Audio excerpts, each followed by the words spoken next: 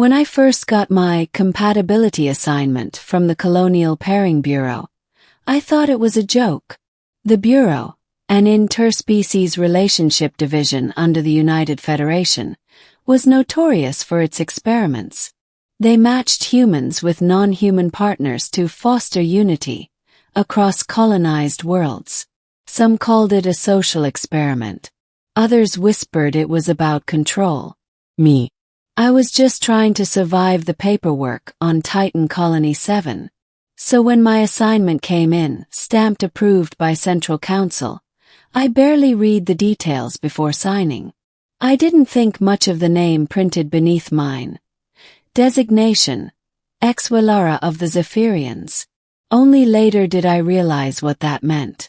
The beginning, arrival. The first time I saw Ex-Wellara, she was standing in my living quarters like a reflection from another world. Her skin shimmered faintly, like liquid silver beneath translucent layers of light. Her eyes weren't eyes at all. They were endless bands of shifting blue, like the magnetic storms that rolled across Titan's upper atmosphere. She didn't speak with her mouth. Her voice came through directly in my head, calm and resonant. "You must be Cole Renner," I stammered. Yeah. "You must be my assigned partner." "Yes." She tilted her head, as if testing the word partner for meaning. "We were supposed to cohabit for 90 Earth days while the Bureau gathered behavioral data. I had no idea how to act around someone who looked like a dream sculpted from electricity and sound. But she was polite, gentle even. She observed human rituals. Meals, conversation, the attempt to make humor. Sometimes I caught her studying me while pretending not to. Sometimes, when I thought she was asleep, I'd see faint lights flickering under her skin, patterns like alien circuitry. And then came the first night she warned me. The warning. I woke around 2 a.m. The lights in our quarters were dimmed, the sound of Titan's methane winds howling outside. Ex-Wellara stood at the window, motionless. Her silhouette was outlined in soft blue glow. When she turned, her face was unreadable, her eyes flickering faster than before. "Cole," her voice echoed in my mind, trembling. "They're coming for you." I sat up half awake. "Who's coming?" She didn't answer immediately. Instead, she stepped closer, lowering her voice like someone afraid to be overheard. "The Bureau. The ones who made this assignment. You're not part of the experiment. They are testing something else." I laughed nervously. "Ex-Wellara, it's the middle of the night. You're what, having a nightmare?" Her light dimmed. "I don't dream. But I can hear them. In the frequencies they think you can't perceive. They speak of extraction orders." Extraction. That was a word I didn't want to hear. Still, I dismissed it. I had seen stress responses before. Alien partners sometimes experienced disorientation adapting to human rhythm cycles. But every night after that, the warnings returned. Sometimes she whispered, "They're watching." Other times, "They know you've seen too much." Once, she clutched my arm so tightly the skin burned with a faint bioluminescent pattern. "If you don't leave soon, Cole, they'll erase you." I began to wonder if she was right. The middle, unraveling the Bureau. By day, I still worked at the Bureau's logistics center.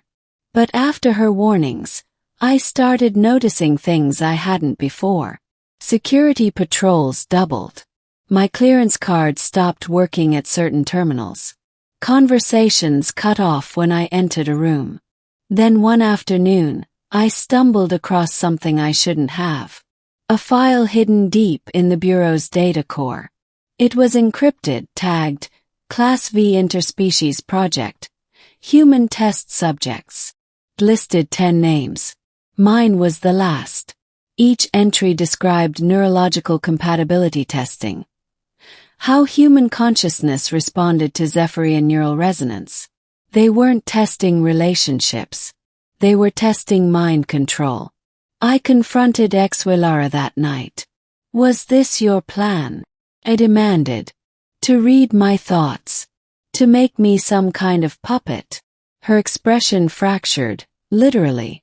For a moment her form flickered, revealing a lattice of energy underneath, like her body couldn't decide what shape to hold.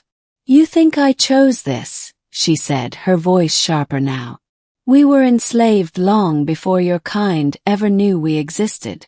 They use us to map your neural frequencies. We're as much prisoners as you. That hit me harder than I expected.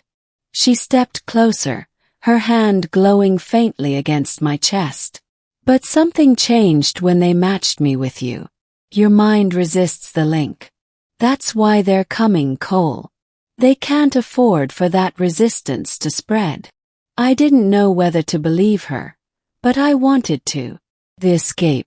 By the second month, our quarters were under surveillance.